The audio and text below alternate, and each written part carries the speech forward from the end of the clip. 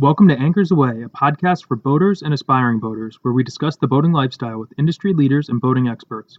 Our hope is that you will take away some tips and tricks to make your boating lifestyle more enjoyable, or if you aren't on the water yet, inspire you to get on the water. As owners of a marina and the Freedom Boat Club of Lake George, we get to see every day the impact that boating has on people's lives, helping create experiences and memories with family and friends that will last a lifetime. Here's hoping that listening will do a small part in getting you to make those same kind of memories.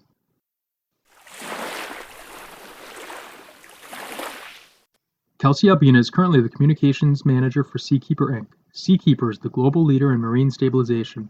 Seakeeper's innovative technology changes the boating experience by eliminating up to 95% of all boat roll, the rocking motion that causes seasickness, fatigue, and anxiety. Kelsey is responsible for all internal and external communications for Seakeeper, including public relations, social media, email, ambassador program, corporate communications, and corporate responsibility. Prior to Seakeeper, Kelsey worked at Bonnier as the marketing manager for the fishing group. Kelsey grew up on and around the water and always knew she wanted to find a career that harnesses that passion. In fact, she's enjoyed boating trips with 3 generations of family members aboard, so she never really had much of a choice. Kelsey's mother grew up boating in the Bahamas and passed that passion right down. Kelsey was racing sailboats with her mother at a young age, became scuba certified, and still enjoys big diving trips, currently has a boat of her own with her fiancé, and truly lives the boating lifestyle. We discussed her days spent on the water as a child, great boating and diving trips she's had, the incredible innovations happening at Seakeeper that are allowing more people to enjoy boating, and more. Enjoy! Kelsey, thanks so much for joining me. It's always really great to talk to people who work in the industry who have a real passion for boating as well and aren't just punching the clock.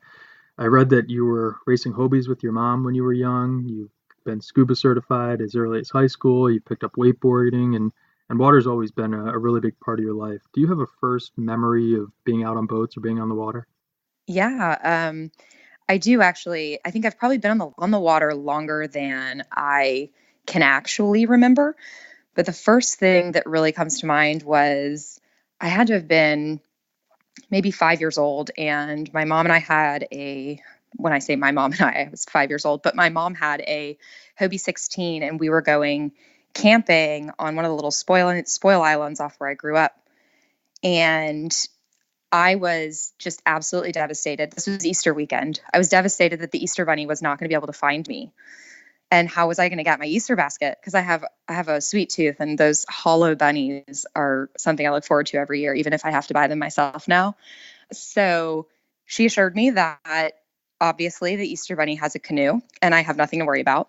And of course, I woke up that morning and my Easter bunny was, he had found me on the island and my basket was there waiting for me. So I don't know where she put that basket on that Hobie 16, but that would probably be my first best boating memory of not altering my life so that we could still go boating. And was your mom responsible for teaching you how to boat? Yeah, it was really, my mom has a passion for boating as well. She grew up in the Bahamas. So it's been something that's been a part of my life for my entire life. I can't remember a time where we didn't have some sort of boat. So I did sailing lessons when I was little, and we've always had boats. We started out in sailing and then became traders, as they would call us, to power boats. So she's really the one who taught me everything pretty much that I know. And it was, I don't know that it was really like a process to learning how to boat. It was more like we became this well-oiled machine of me kind of crewing for her on our own boats. And so it would be, every time we went out, here, take the wheel, or why don't you try backing it up this time? So by the time I got old enough to do it by myself and I wanted to take my friends on the boat without her, I kind of knew what I was doing at that point. Where in the Bahamas did she grow up? So she was born in Nassau, just at the hospital in Nassau, and grew up in Freeport. But she spent some time in the Abacos. Her parents spent some time running one of the local clubs there. So she's kind of been all over the Bahamas, really, and came here for college at the University of Florida. Have you had an opportunity to visit all those different places that she grew up? I have, yeah. We went to, I've been to Freeport and Nassau and Eleuthera with her growing up. And then more recently, she took me to the Abacos and we rented a boat over there and did some snorkeling. I saw the Green Turtle Club, and it's really cool. You're going to have to let me know what the Green Turtle Club is. It's a big boating fishing club in the Abacos it's on Green Turtle Key. And her mom and dad ran it, I think, for a little over a year. And they lived there when they ran the club. So that was cool to go back and talk to the people who are running it now. And they were talking about memories and how they got water to the different rooms and how, they have internet now, which was like a big thing they didn't have back then, obviously. So they were talking about all the differences, and it was cool.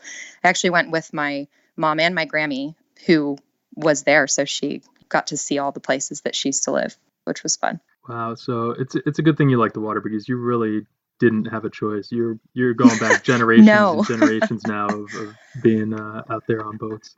Yeah, I didn't really have a choice. You're right. What do you like doing on the water now? So you scuba, you snorkel, you wakeboard, you race. What does your boating lifestyle or water lifestyle look like now? Do you still do all those things? It kind of makes me sound a little bit like ocean ADD, doesn't it? That's not a bad thing. No, my favorite thing, absolutely favorite thing in the whole world is scuba diving. I now have my advanced open water and nitrox certifications. Try to plan a dive trip at least every year. This past year, 2018, my fiance and I went to Belize to do the Great Blue Hole, which is just about the depths of recreational diving limits. And it's just this big sinkhole where when you get down to the right depth, there's these big stalactites that hang down and stalagmites, and you can swim amongst them. And then maybe 20 feet below you, there's just sharks circling this just giant black pit. It was a little bit scary, but it was exhilarating. Really, really cool. Did your fiance dive before he met you, or did you get him into that? No, that was kind of a requirement. Grew up in DC, so he didn't grow up around the ocean, and it was, hi, nice to meet you. I'm never leaving Florida. You must learn how to dive and get your certification. And I hope that you like boats because that's going to be a big part of your life forever now. Do you guys have the 2019 trip planned? We're looking at different liveaboards. So there's something called the Wreck Trek, which you can do in the Keys, and you go basically from the upper Keys to the lower Keys, and they stop at all of the different wrecks on the reefs there. So that's something we definitely want to do, but we haven't fully planned it out yet. Do you have a favorite place that you've been, either diving or just boating? I think probably diving, it would be Belize. There's just so much life there. I really love sea turtles, so we did a dive in Hawaii that was really awesome. Probably 30 sea turtles on one dive. And boating, I think probably my favorite place to boat is in my home waters. So, somewhere where what the weather has done to the landscape, and you can kind of predict when a storm is coming through, and you don't have to think about making sure that you're not hitting anything. You just know the area, and that's the easiest and most comfortable place for me to boat. So I would say just being home on my boat is my favorite place.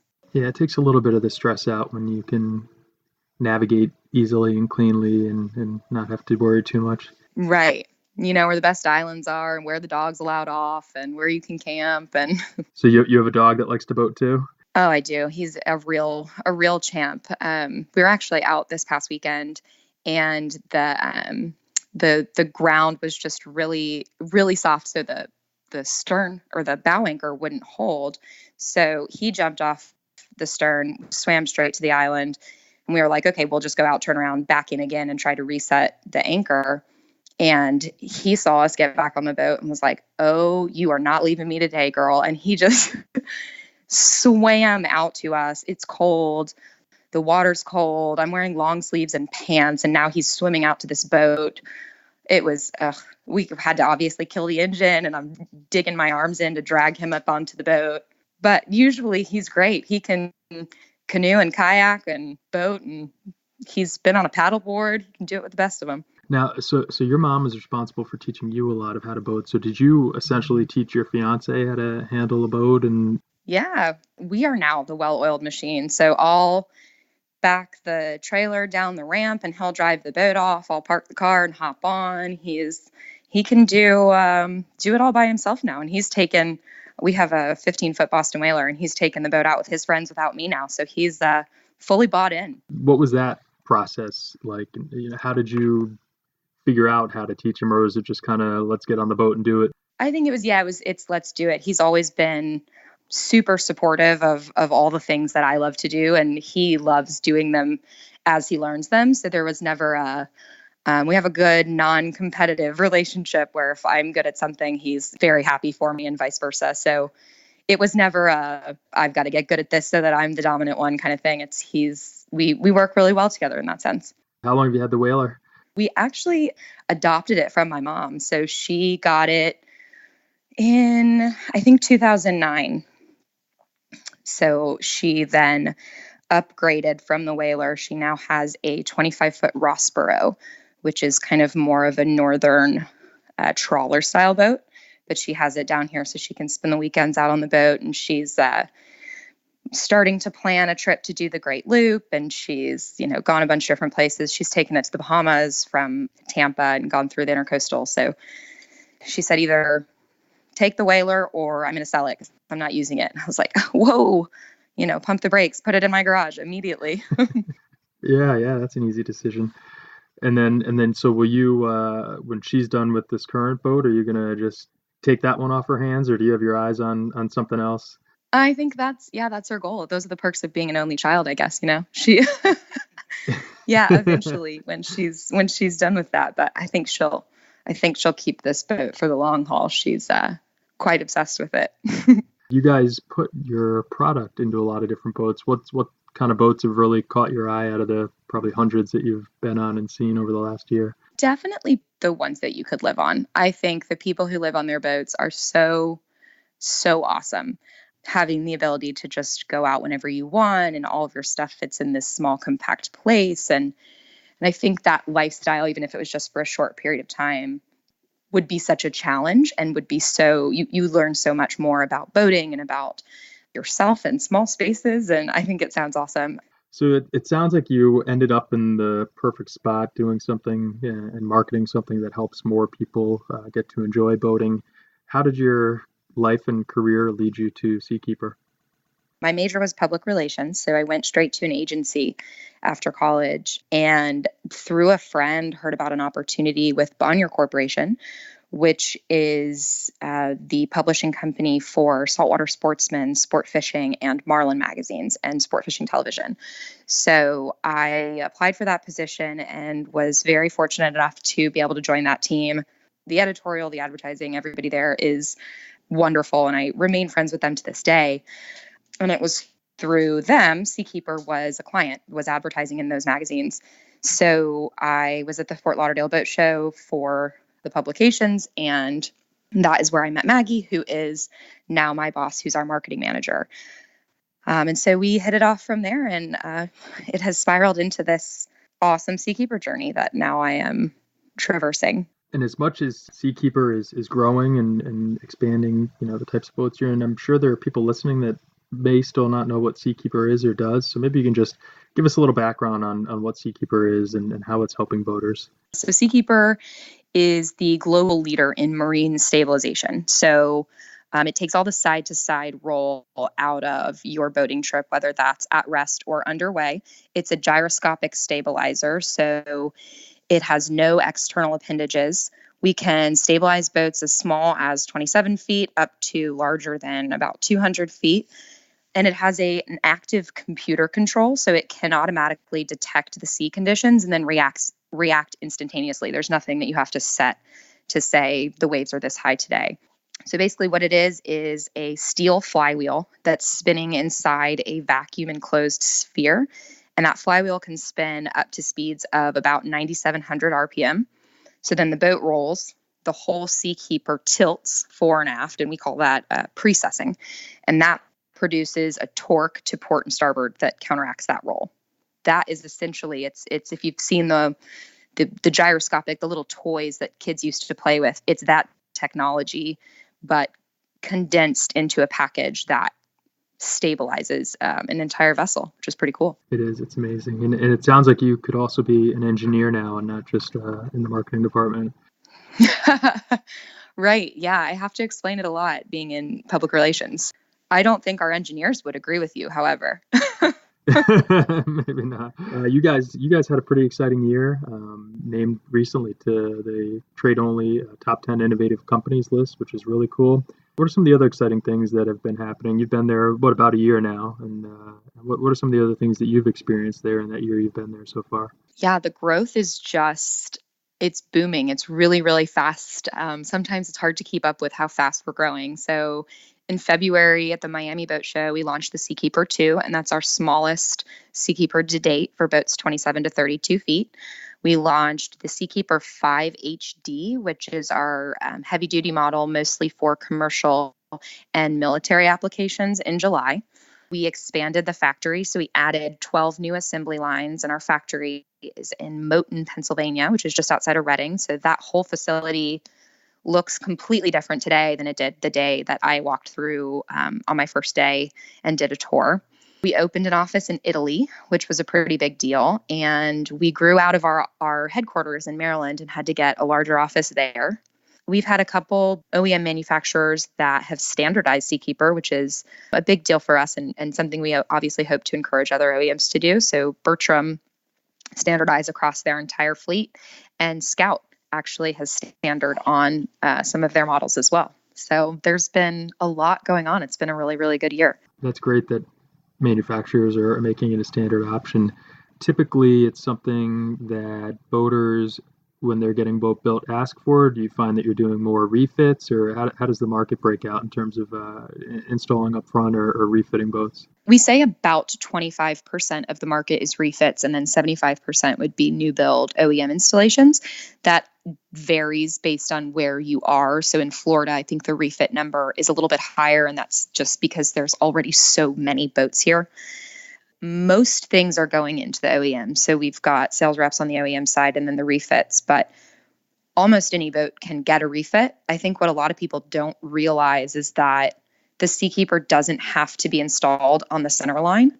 So it can be wherever there's space, really, or you can shift things around to make space for it. On some of the smaller center consoles, our Seakeeper 2 and Seakeeper 3 models can even go deck mounted. So beneath the leaning post, and we can do a custom leaning post replacement if there isn't space currently. So there's a lot of different refit options that you don't have to just have a big empty hole sitting in your boat already. We can make it fit elsewhere and it will work the exact same performance isn't affected. With the new office in Italy, have you had to take any work trips to Europe? I did get to, not because of the office, but I got to go to SMM Hamburg, which is a commercial show, and I got to go to the Cannes Yachting Festival Oh in boy. south of France. And you can bet I did bring my mom to France, so that was exciting.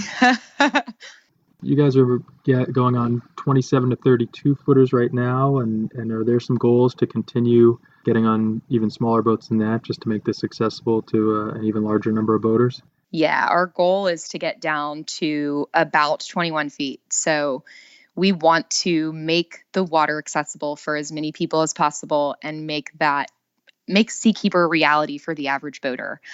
I'm still waiting for that 15-foot model, but for now, yes, we are always looking to go smaller. That's definitely a goal for us. And we even have somebody in the Keys, shameless plug for him. His name is Ryan. He's going to be one of our ambassadors this year. And he has a 23-foot sailfish, and he's got a Seakeeper 2 on it. So the lengths of boats that we say the units are for is kind of a guideline. That's what people understand the best. But if you've got the space and somewhere to put it, that thing will work on a smaller boat. So his is a really good story for us. And he's had clients rave about it, and he's taking a lot of families fishing. He's a charter captain. So that's always possible, even for smaller boats now as it is. Have you experienced that? It kind of made me think of something that he has probably experienced with people that he's had out pre Seakeeper and post Seakeeper. Have you been on anyone's boat that didn't have one and then installed one and gotten to see their face and their reaction to the difference now that they have one, or even just not even their boat, but people who traditionally may have gotten seasick and now have gotten to go out and enjoy the water because of the Seakeeper? Yeah, one of our applications engineers gets seasick. So he's out all the time finding on, new vessels and more difficult installations where the best place to put it was and doing the engineering behind that. And he gets seasick. So it's a real game changer for him and being able to be on a stabilized boat to do work versus not. And unfortunately for him, he's mostly on boats that aren't. And then he'll go and do the testing afterwards. But the reactions for me is just the coolest thing. Even when it's at a boat show, we stand on the edge of the center console and rock the boat ourselves and have somebody unlock the gyroscope, and it's night and day difference. People curse, people think there's a wizard somewhere. People are like, do you have people under the boat grabbing this thing and stopping it? What is this? So it's really cool to see people's reactions. And on top of helping people enjoy boating more, you guys have a big social responsibility initiative coming up this coming year. Is there anything you can discuss about that, or is it still kind of under wraps as far as what that is? That's something I'm actually very excited about and came about kind of from our vision and our mission as Seakeeper. And one thing we really focus on is when you think about it, 71% of the earth is water. So we want everyone to be able to make the most of it in whatever way they're doing so. So how can we give back to our industry and to the world in order to make that vision a reality? So we're going to kind of have two different areas of places that we want to give back to. One of them will be the more environmental organizations that are making sure that our waterways are around for future generations so that everyone can continue to enjoy them. And that's not sticking to lakes or oceans. That is everywhere anybody uses their boat. And then the second kind of factor will be focusing on the ways that we can give access to everybody and make their time the most enjoyable on the water. So whether that is disabled veterans or just disabled boaters or the elderly, or even just supporting the ways that people use the water. So if it's diving or fishing or water sports, and using those kind of two channels as a direction to how we decide to give back and how can we make the entire place better for everybody. It's a pretty lofty program, especially to just kind of launch right into this year after I've only been here for a year, but I'm really honored to have that opportunity and trust from my team to kind of make that happen and bring it together. So I'm really excited about it. Now, if I'm a boater looking for a Seakeeper, how do I find one? Where do I get it? You can contact basically anybody at Seakeeper and we'll get you in touch with a sales rep in your area. So we've got contact info on our website, seakeeper.com. We are also very active on Facebook, LinkedIn, Instagram. If you reach out to us there, we'll make sure that we get you in touch with a sales rep who is going to give you the dealers in your area. So that way you can kind of do some shopping around, but you've also got somebody at Seakeeper guiding you through that process as well. And then all of our dealers are mandatory training and they have to maintain training each year for their techs. So everyone that we have on the team from our dealer network is also just as capable of doing that refit for somebody who's interested. So there's a million ways to get in touch with us, and I promise we'll get you to the right person. You probably speak with a lot of people that are looking to get into boating, and a lot of people listening are also considering joining the boating lifestyle. Is there one piece of advice or something that you would mention to someone when they're thinking about getting into boating? I think for a lot of people, and I speak from a woman's perspective, and I know a lot of, my friends don't have the understanding of boating or the confidence to go out and do it themselves, is just to start small. And you don't have to go out and buy a brand new 27-foot center console and launch it by yourself on the first day and be expected on how to use it. There's so many different ways that you can start small, whether that's getting a kayak or a canoe, something that you can manage by yourself and just get comfortable with being on the water, to something more like what you're familiar with is joining a boating club where you've got help and assistance and somebody to do some of that work so you can get used to just being on the water. And then I think inevitably when you start small, you're going to want to get bigger and bigger and bigger as you learn more. You're going to want to go farther. You're going to want to stay out later and kind of break those boundaries. And that's when you get that confidence to take that next step. So I think that would be probably my biggest advice. And there's a ton of resources out there, Discover Boating and things like that answer kind of the elementary questions if you don't know somebody who can help you. There's also boating groups on social media, and I think this industry is so welcoming of people who are like-minded that everybody will help you if you just ask.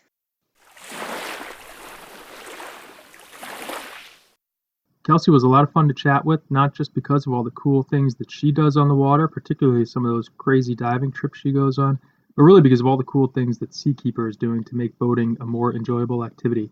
I haven't personally been on a boat with a Seakeeper installed yet, but after interviewing Kelsey, that is high on my list of things to do. I'm dying to try one out and see what the difference is between a non-Seakeeper boat and a Seakeeper boat, and I'm guessing, based on the surge in demand for their product, that the difference is going to be very, very noticeable.